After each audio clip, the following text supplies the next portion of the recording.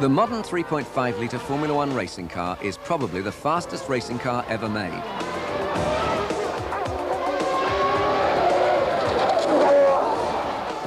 Its engine produces extraordinary, controllable acceleration between corners. Its brakes control its entry into the corners in unprecedented fashion.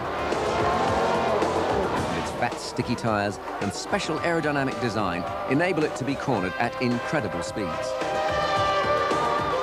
It's literally impossible for anyone who has not driven these cars to even begin to imagine their performance. Even the fastest, most powerful road cars bear no resemblance to what a racing car can do. So we're going to start our film with a demonstration to illustrate the dramatic difference between the performance of road cars and a racing car. This is the racetrack at Estoril in Portugal. The Honda Concerto is a 1.6-litre family car with a top speed of 120 miles an hour, and it accelerates to 60 in under 10 seconds. Driving this car will be Autosport Young Driver of the Year, Gareth Rees. The Porsche Turbo is a legendary high-performance car. Top speed over 160 miles an hour, acceleration to 60 in about 5 seconds. Driving the Porsche will be Formula 3000 racing driver Alan McNish. This is a Marlboro McLaren-Honda Formula One car, made by the company which has won the World Championship for the past 3 years, and it will be driven by Ayrton Senna, twice world champion. The McLaren's engine has been stopped because racing car cooling systems only work when the car is moving. A cooling system which would work when the car was stationary would be heavier, and designers always want to save weight. The nature of our demonstration is simple. We'll give the road cars a start over one standing start lap. First, the Honda.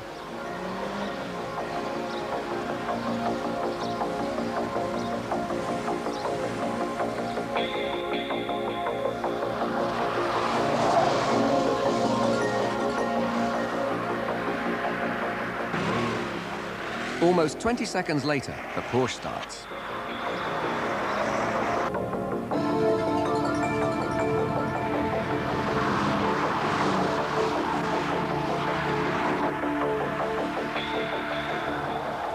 It's harder work to drive in a racing car, really. You've got to concentrate much harder. It's much harder work. Well, you've got to brake much earlier, and if you're not going so quick, you've still got to brake earlier.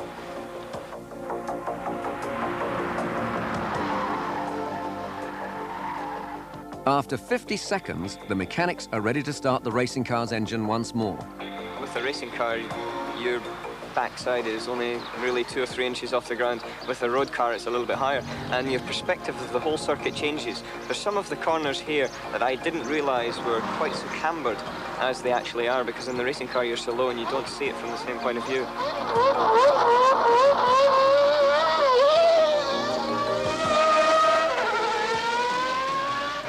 The road cars look slow because they're quiet, but these cars are being cornered at speeds which would terrify even the bravest road driver.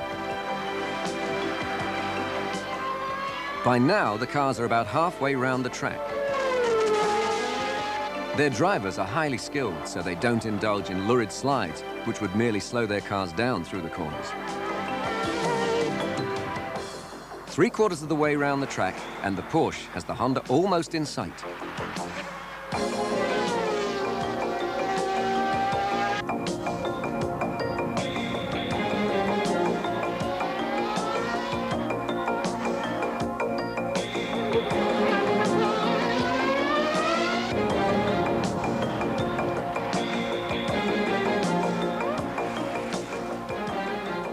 As the road cars approach the last corner, the McLaren is in sight.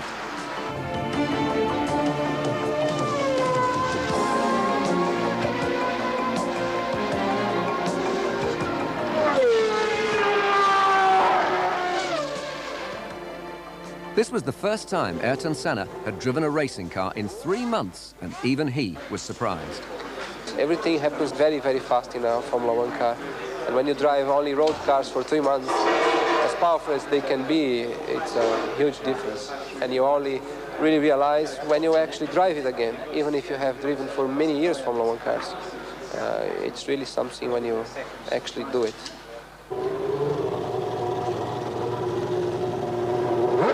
This car was designed, constructed and is raced by members of the most successful racing car team in modern Formula One history. The Marlboro McLaren team has won 8 World Drivers' Championships and 6 Constructors' Championships. At the start of the 1991 season, it had won 86 races, and one of its 2 drivers, Brazilian Ayrton Senna, has won 2 World Championships and has made the record number of fastest qualifying laps, 52 pole positions. 31-year-old Senna, one of the few university graduates in motor racing, may well be the greatest racing driver of all time. Teammate Gerhard Berger, also 31, is a highly respected driver as well, with 5 Grand Prix victories and 6 pole positions. But sharing a team with a man who is the dominant driver of the day is not easy. I'm usually quite easy person to work together with somebody, so I never have problems with anybody in the team. But of course I have people what I like more and I have people what I like less. With Ayrton I have the best relation from all the drivers what I had until now. And it starts in the point where you have to respect the driver, and it's easy to respect Ayrton because you have a lot of success and he had a lot of success and he's good. The other thing, of course, you need somebody what have a similar thinking than you, a similar direction of thinking. And we find a lot of points where we have the same thinking. The third is we have similar age. We have a lot of similar things, maybe even in driving, maybe even in taking risks sometimes. So all together fits quite good, and that's why we have a good relation. Of course, the relation still can change. I mean, last year he went world champion. I didn't win a race, so it was maybe quite easy for him to handle a relation. And if the thing would change, or if the thing would get to a fight for a championship, it can change. But if I'm honest, I don't think it will change. I think even in a difficult situation, there's a chance we handle our relation. Gerhard has difficult times, sure. So do I. He is very competitive. He tries his maximum all the time. He has demonstrated to me. And by using the same equipment as we do, you have a very close picture of what the other guy is doing, how committed he is at a given moment. In such an atmosphere, so competitive, so difficult to be friends or to have even respect. It is possible. We have respect for each other. We have, I think, a good understanding of each other, both professionally and personally speaking. And we work well together. And we are also friends when we are outside the car, despite lots of people's predictions. So I believe it's a question of education, a question of personality. It's difficult, it's tough, but it's possible to cope with the difficulties, the problems in a constructive manner. Ron Dennis, who started at the grassroots of racing and whose name is synonymous with McLaren, has steered the team through a period of spectacular and consistent success with different drivers, designers, engine manufacturers, and even engine formats. He is the most successful Formula One strategist of the modern era. And when he explains why the team won 15 of the 16 races in 1988, you can see why. 1988 was a unique season. It was a season in which there was a tremendous amount of potential rule change, which was due to come in effect in 1989, and teams knowing towards the end of 1987 that this was going to happen, declined from making a purpose-made car just for 1 year. And we put a big effort into making a car that we knew would only be eligible for the 88 season. And that, coupled with a lot of very good work by Honda and our own engineers, created a very dominant situation. The following year, 89, also reflected the amount of effort that we had put in during the 88 season in developing the 10-cylinder engine with Honda. We had built some development cars and we ran many, many thousands of miles in 88, and on the commencement of the 89 season we were very well prepared. One of Ron Dennis's skills is in relating to the companies that invest in McLaren. Here, he's speaking about the 1990 season. This season, we have been fortunate enough again to win both of the World Championships, and of course that's only made possible by having the continued support of investors, of which Shell is not only an investor from a financial point of view, but far more importantly from a technical point of view. We're using very sophisticated fuels now that are blended and developed out of your research centres, both in England and in Japan. I am inherently shy as a person, and so it requires quite a bit of effort to, from a psychological point of view, to perform in those circumstances.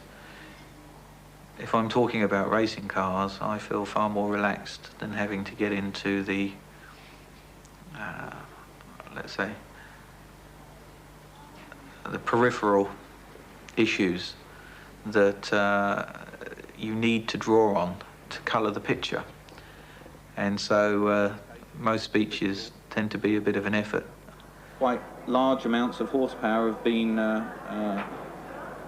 extracted from the engines through the reduction of frictional losses, and again now Shell has played a very important part in that.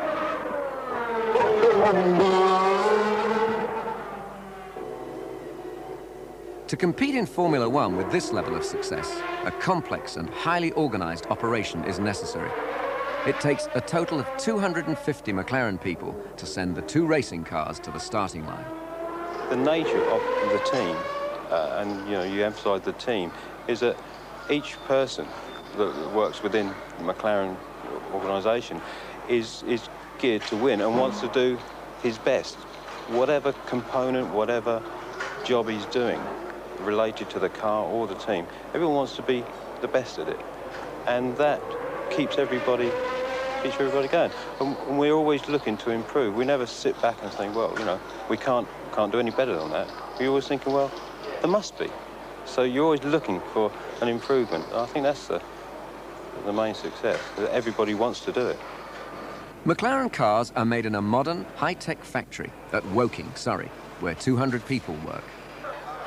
There are 50 people in the race team, and it's an example of Ayrton Senna's concentration that even when the team photograph was being taken at the Australian Grand Prix, his mind was clearly on the race ahead. He made the best start and was first away.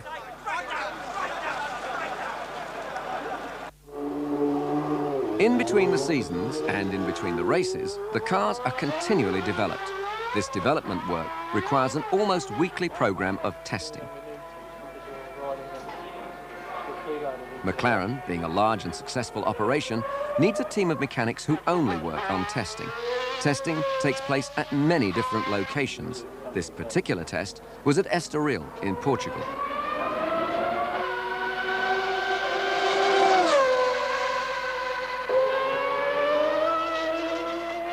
Since the Marlboro McLaren uses a Honda engine, they keep a test team permanently in Japan. McLaren also have test drivers. Alan McNish is just 21, one of the brightest new talents, but he has yet to drive in Formula One. Is a test driver always the bridesmaid and never the bride? No, what happens is that drivers obviously want to get to Formula One. And one of the stages of getting to Formula One is obviously going through the junior ranks. Whilst you go through the junior ranks, you've got to learn and progress. Formula 3000 is a stage below Formula 1. That is what they used to call Formula 2. And when drivers get to that, they're obviously looking to try and make a little inroad into Formula 1. Therefore, a test driver is a good little first step into the actual Formula 1 seat, because you can develop your own skills, you can develop your own physical attitude towards Formula 1, and you can develop everything in a very nice environment, which is the testing environment. Now, testing isn't racing. Are different skills required? Yes, to a certain extent, you've got to think of it in a slightly different way. The skills are still the same. You've still got to drive the car fast around the circuit. You've still got to come back and give the engineers all the information that you can. However, you don't actually have many other people on the circuit. Like today, for example, we've got nobody else here. It's just myself thundering around all the time. So you've got to try and concentrate on exactly what the car's doing and what the engine is doing, so that when you come back in, like I said before, you can give them information to the engineers. Then it gets the vibration and it gets worse and worse.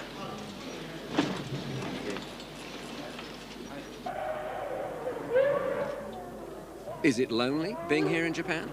No, it's not so much lonely because there's quite a lot of people involved in actually testing. For example, we've got our own test team, that's McLaren. Also, there's about 10 or 15 people from Honda here. So it's definitely not lonely. It's just lonely out in the circuit when there's only one car going around the 5.9 kilometre circuit very quickly.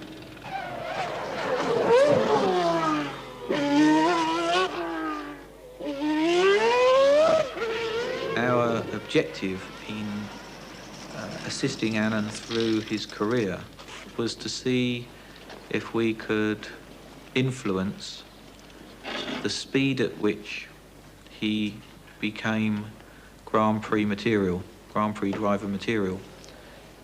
If you are potentially a world champion, then the only influence that we can bring to bear is a shortening of the timescale.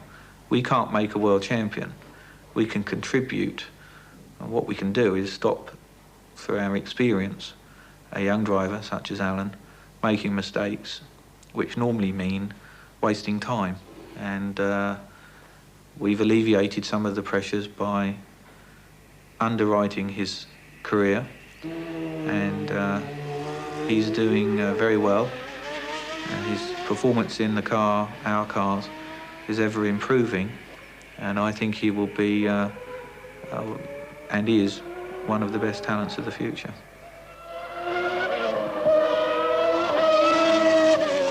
I mean, Formula One gets so competitive now that we are testing. And if you are prepared to do the tests also over the winter, like I did this year, then it's not a lot of time left. Is testing a boring job that has to be done, or can you get some enjoyment from it? No, especially now, teams having test drivers, and the test drivers are doing all the boring job. And so if they use us for testing, usually it's a very interesting job. I like it. It's very nice to see the development of the car, to feel the first time if the car goes out with this development, and after to give the impression. It's a nice work.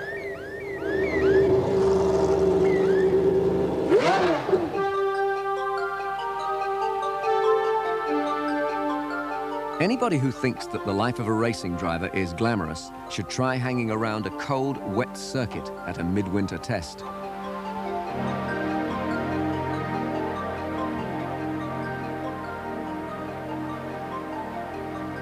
And when it rains, the team may have to wait until the track surface has completely dried.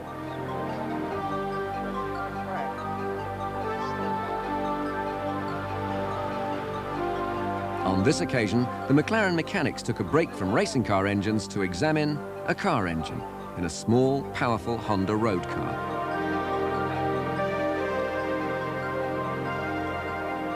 But Ayrton Senna's interest was purely transitory. His dedication rapidly surfaced. Time to work, come on.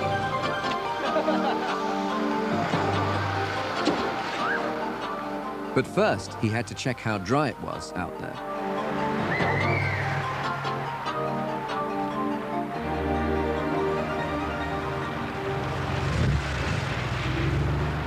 Senna had decided that not to waste time while the track surface dried out completely, he would like the track supervisor to close the circuit early for lunch. Can they stop 11:30? Maybe 11:30 to 12:30 or not? Very, very difficult. Yeah. Even for 12 is difficult, but 11:30 is very, very difficult. Is it dry enough that you could just get a run so we could check the fuel pumps out, get that pressure ready? Yeah, sure. Sure, we can do that. And then stop 12 to 1. Today's drivers don't just jump into the car and drive around the circuit. They must be familiar with the technology. You can understand enough about the system that can bring the benefit to your knowledge and your ability to optimize the systems. Then it becomes interesting, positive, and motivating. But not all of it is really good. Some of it is boring work. But it's the modern technology that is behind Formula One. And if you want to continue having winning equipment, you must have it.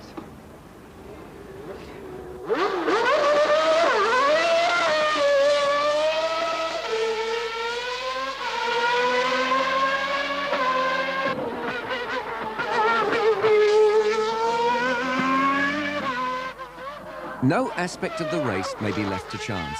The start is always a crucial moment. It is the moment of maximum strain on the clutch and transmission, and well worth practicing.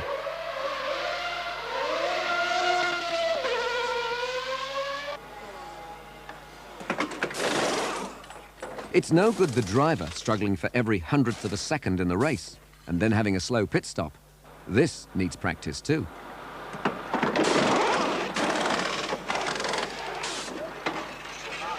Here, the Honda Marlboro McLaren team make their best ever time, just over 4 seconds. It's worth watching in slow motion, just to see what each mechanic does.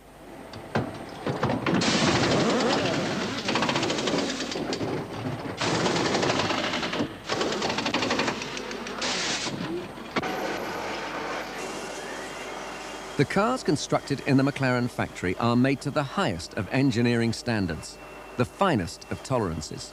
The quality of the work is not dissimilar to that of a spacecraft.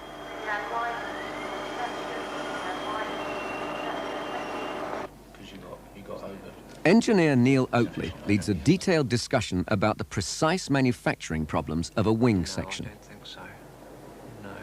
What about removing the mandrel? The calm and measured tones are typical. Decisions made at this stage cannot easily be changed in future, so you have to be sure you're right. These men are under great pressure to keep to their timetable. A few years ago, racing cars were designed by a single person, but now they have become much more complicated. You can have very satisfactory performance levels with a pyramid structure, dictatorial, autocratic design process. You know, but it's unlikely that that process will give you continuous world championships, because you are then limited by the output of one person, and they can be the best in the world, but nevertheless they have limited output. Since there's so much pressure of time, computers are vital in speeding up the design and manufacturing process. This is computer-aided design for computer-aided manufacture, CAD/CAM for short. It's great. Yeah, it's really good. The whole essence of CAD/CAM is that we can speed up the process of design to manufacture. Because this is completely three-dimensional, it's got surfaces on, we can even create it in solid. We don't really need to produce a drawing, because all the information is there three-dimensionally. It's accurate to millionth of an inch, if you like. Well, the computer has designed the component in 3 dimensions. The design has been programmed directly into the machine, and out comes a perfect result.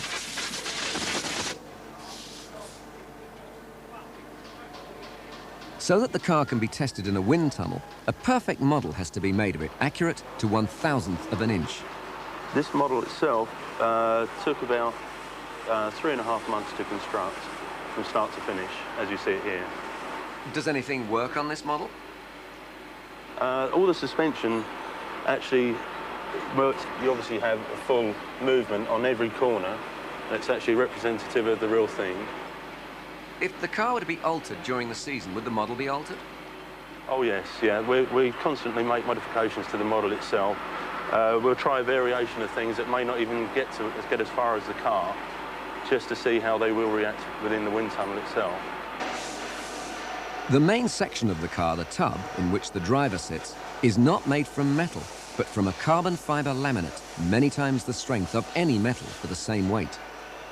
To make it, sheets of carbon fiber are folded over a metal mold, which will be baked in a special oven. Racing cars are tailored to fit their drivers exactly.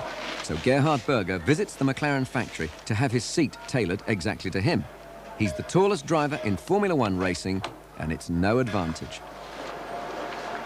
It's the fact that first when we flattened it out, it's down, down on the spine.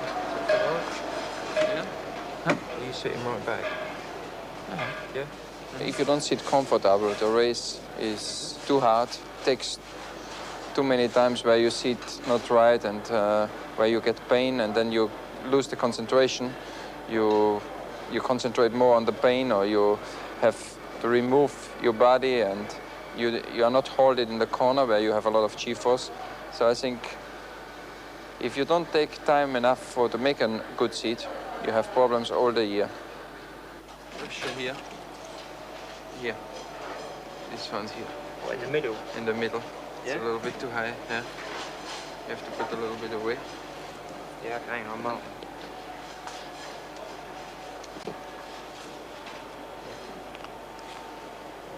Yeah, okay.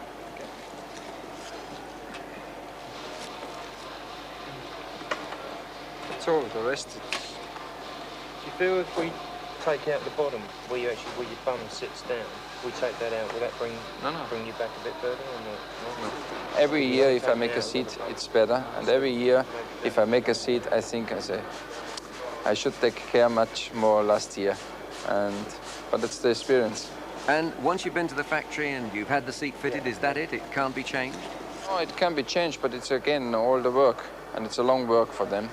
And under the year is not the time anymore to take care about these things. So you really should take care in the first moment, and you really should do it good in the first time. We'll see you later. Yes. I see you later for the jacket. Jacket, yeah. Okay. Everything at the factory is meticulously organized, right down to the clothing store.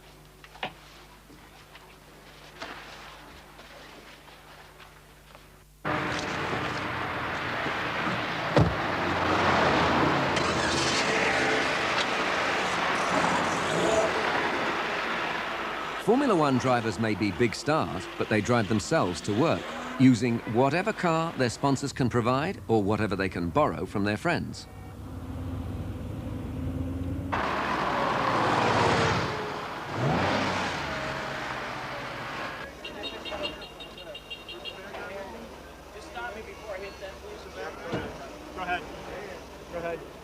One of the first tasks for a race team is to unpack. Several tons of cars and equipment will have been delivered to the circuit by truck, either from their base or from the local airport.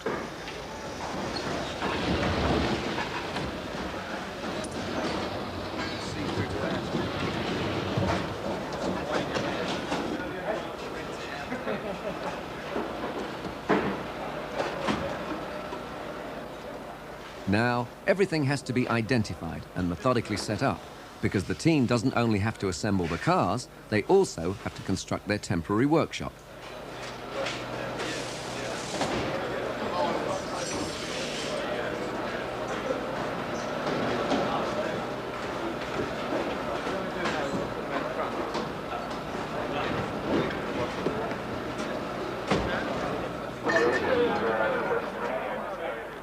When everything has been unpacked and the cars fully assembled, they have to go for an inspection by officials of the governing body of Formula One.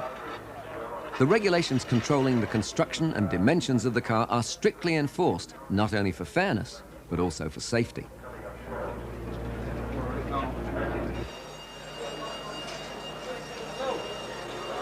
The drivers are big stars to the fans, but in the garage, they're just members of the team. Even if Ayrton Senna has a man whose sole job is to look after his helmets. This may seem indulgent, but the helmet is a vital part of the driver's kit, containing the headset for the team-to-driver radio system, as well as protecting him in the event of an accident. It isn't surprising that drivers have a close relationship with the mechanics, because however rushed the mechanics' work has to be, it has to be right. The driver's life may depend on it. Because the cars are so much stronger and safer than those of previous years, the results of a crash seem less threatening. We've all seen drivers jump unhurt from their wrecked vehicles. But this doesn't mean that drivers don't think about the danger.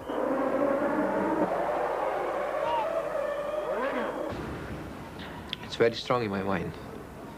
And it's very good that it's there, the way it is, because it gives you the right feeling for self-preservation. At moments when you are dealing with a danger very near, in a way that it's a very close relationship, it's attractive. And being attractive, it could go a little bit too much at certain moments. And the fact that you are aware of it, that you can be hurt or you can die, gives you the ability of stopping at some moments where you really have to stop. And it's there, but I live with it very well. And it's something that I use as a self-preservation feeling more than anything.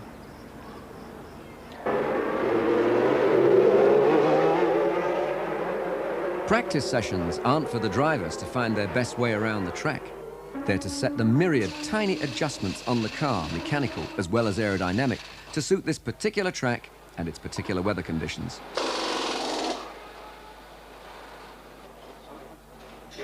Of course, the car has to be perfectly set up, correct to a fraction of an inch. For example, the suspension alignment is not measured with the wheels and tyres on the car. That would simply not be accurate enough. So they're replaced with metal wheels whose dimensions are perfect.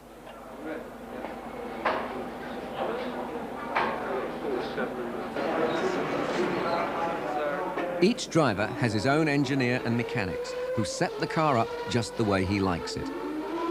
As the cars are driven round in practice sessions, sensors record all the vital information about the engine.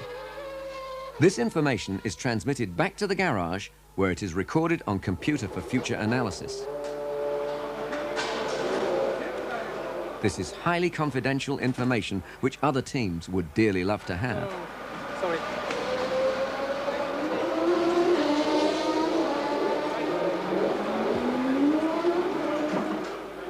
The computers now have on record the water temperature, oil pressure and temperature, and so on, at various different points around the track. Essential information for adjusting the cars and engines for their best performance.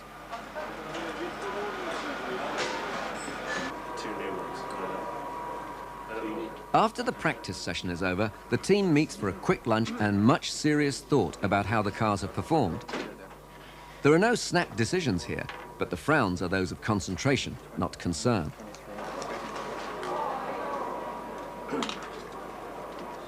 These debriefing sessions are among the most valuable and productive activities of the team at a race. Any hopeful young man who wants to be a racing driver might be shocked to find out just how much of his time will have to be spent studying paperwork. I tell you what, before I arrived in McLaren, I didn't know that you have that much to do, because McLaren is a special professional team and is working very, very hard in each detail. And since I am in McLaren, I just see how much you can do as driver, and then try a lot. I think McLaren push you really on the limit, and it's a lot of paperwork, it's a lot of study, it's a lot of computer printouts, and it's very, very interesting. In these sessions, the team is able to compare the individual details of how each driver has set his car up and hopefully pool their best decisions. One of the most crucial components of the modern racing car is its tyres. Racing tyres are made of a very special sticky rubber, but this rubber only becomes really sticky when it's warmed up.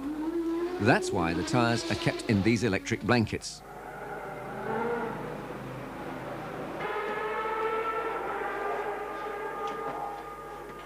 The tyre warmers are left on until the last possible moment.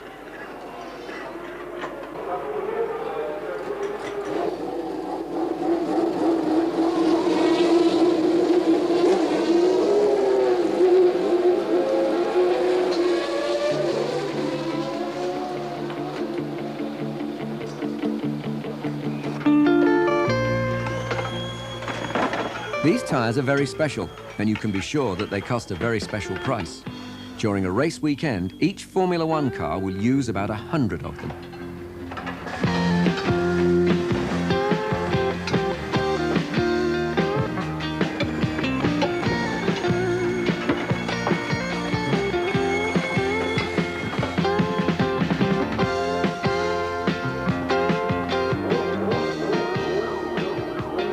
To the public, qualifying sessions may look exactly the same as practice.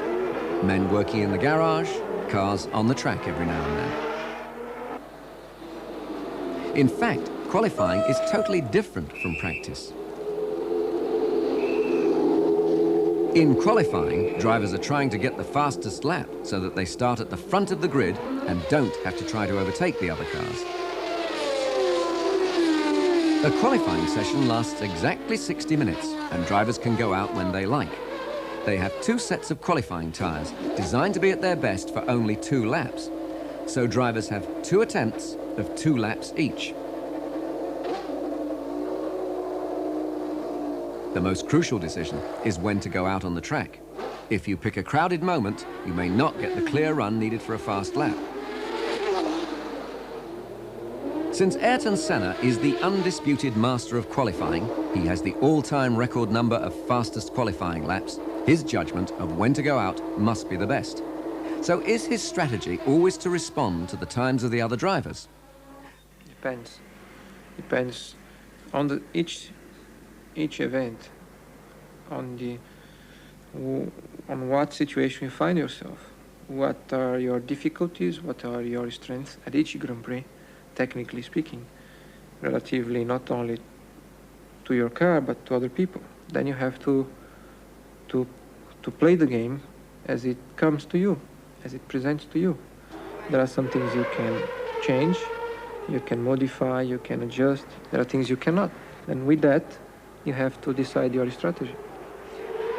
When asked if a driver would be at a disadvantage if he did his best lap at the beginning of a qualifying session, Senna took a moment for thought.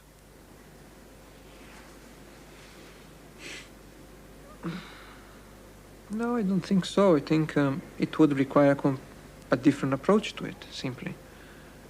As I said, you have to approach it in a way that you can optimize the performance, whether it, at some events is relevant to other people's performance, whether in some other events is not relative to other people's performance, is only really related to you and relatively to you, what you can do.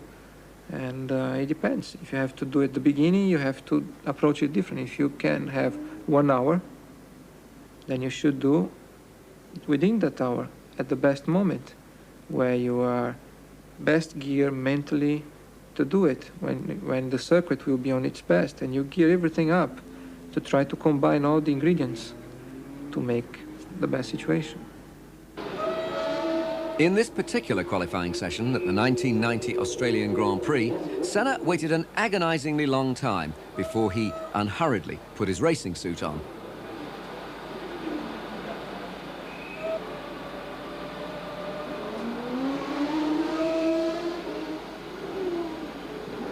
"44 of the 60 minutes had already elapsed before he decided to use his first set of sticky tyres.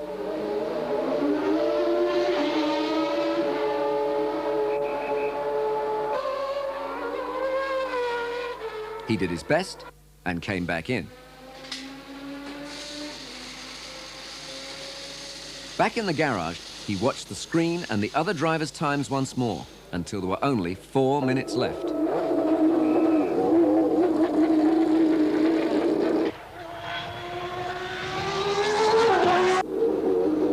The result, yet another pole position for Ayrton Senna. Why don't drivers drive like this in the race? You can, but it's not much of a use for you, because you wouldn't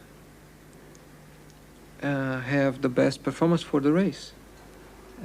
Again, you have to put the objective to reach. Once you have the objective, then you have to put the things together to then how you can achieve it. And to achieve 1 quick lap, is a different way of doing, I don't know, half, 2 hours that race distance.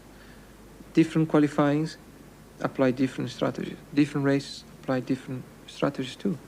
So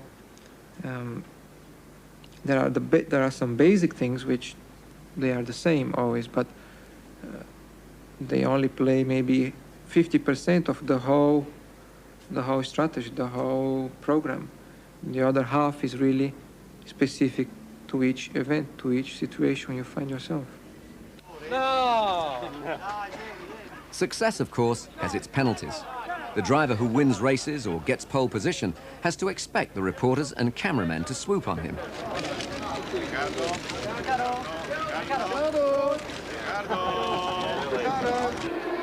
If he crashes, an immediate explanation will be demanded. It happened the same thing in another corner when I couldn't get to second gear on the shifting downs. And I couldn't stop the car on the brakes on its own. And the car just went straight and I hit the barrier. I'm very happy that the car is very well built, very well designed and strong. So it has taken completely the impact without giving me any injury. And however tired a driver may be, he still has to wait while the media try to get their equipment working. I'm talking this level now, right? 1, 2, 3, 1, 2, 3, 1, 2, 3. Keep going, keep going. For God's sake, hurry up. Ready? Do it. Go. Yeah, that's quite unbelievable. 52 pole position.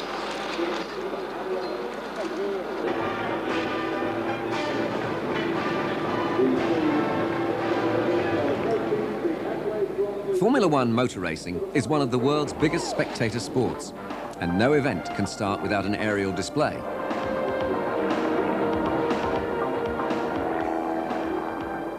And a ground display as well.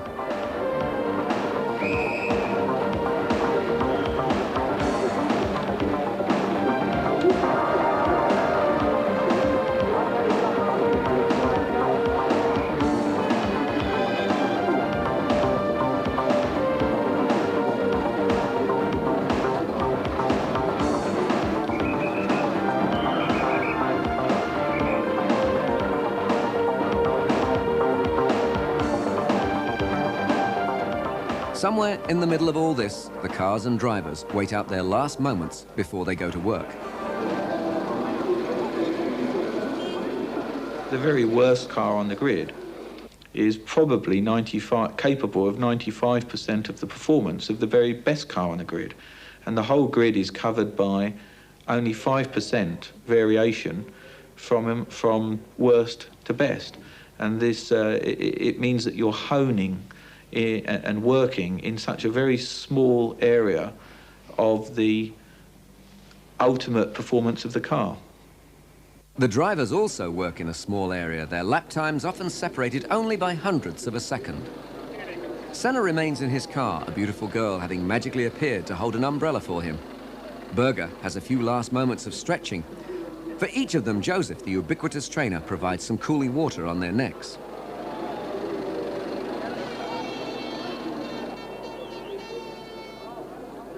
Joseph is Senna and Berger's physical trainer, a job of great importance nowadays because the power and speed of the modern Grand Prix car impose tremendous strains on the driver's body.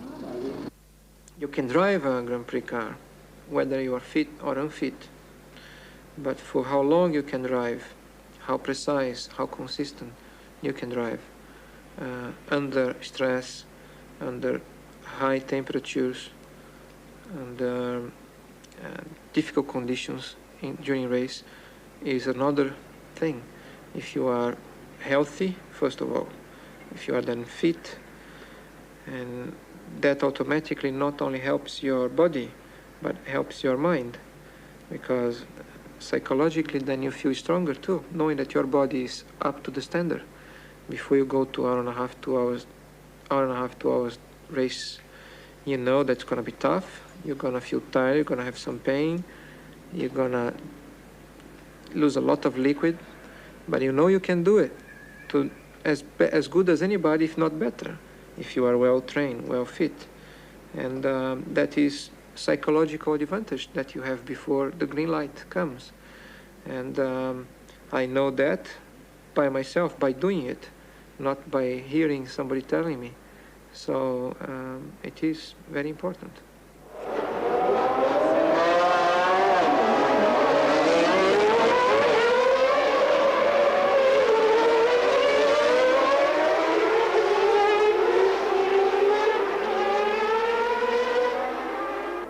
It's easy to understand how fit drivers have to be.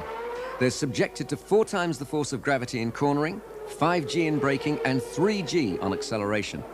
This means that in corners, a driver's head with its helmet has a sudden increase in weight up to about 50 pounds. You can imagine the effect of that on the neck over a period of 2 hours. Once you start to get tired, it's a normal tendency that your concentration, level of concentration goes down.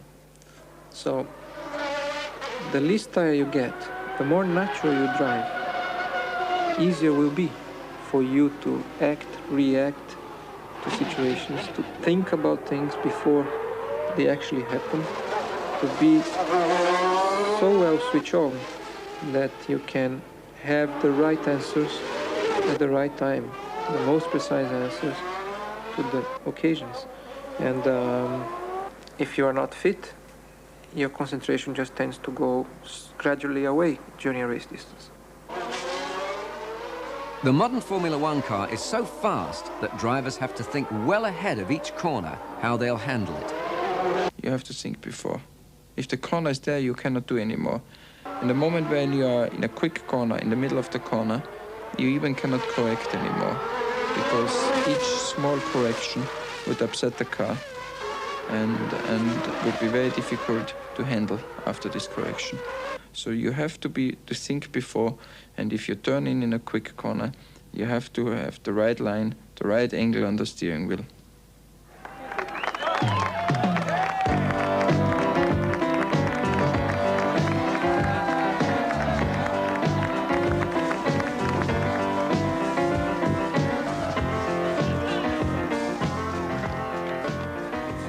Even if their car wins, a daunting task remains for the highly skilled men of the Honda Marlboro McLaren team as they start on a familiar but far less interesting job, packing.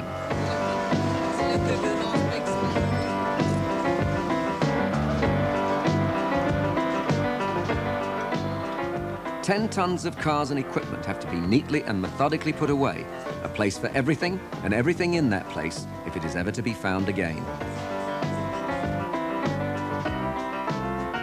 It is at least 5 or 6 hours after a race before all the boxes of racing car components are finally filled.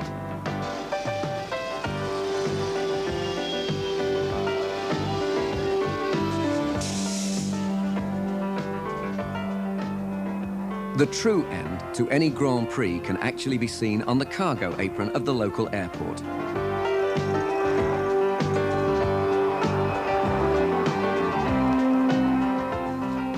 Over 200 tons of Formula One cars and equipment, representing millions of dollars of investment by some of the most advanced technical companies in the world, the entire physical manifestation of the Formula One circus waits to travel to its next destination.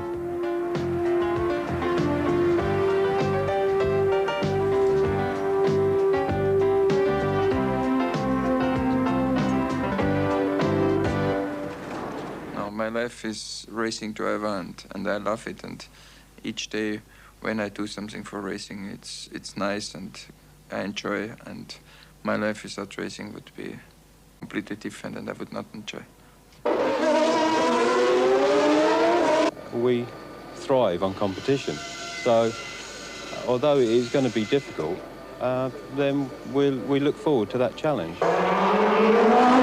You have to be extremely focused all the time on every element of the performance package if you are in Formula One. And as you feel the stress coming on you, you have to be able to turn that into a productive emotion. Therefore, enjoy very quickly falls out of your vocabulary. In the end, what matters is to do it the way you like to do, the way you believe is right. And you have to be positive, you have to be strong, psychologically speaking. Very, very tough, very, very strong to go through the doubts and knockdowns and kind of war that goes on sometimes. To be tough and go through it and make sure you get to the other end of the tunnel.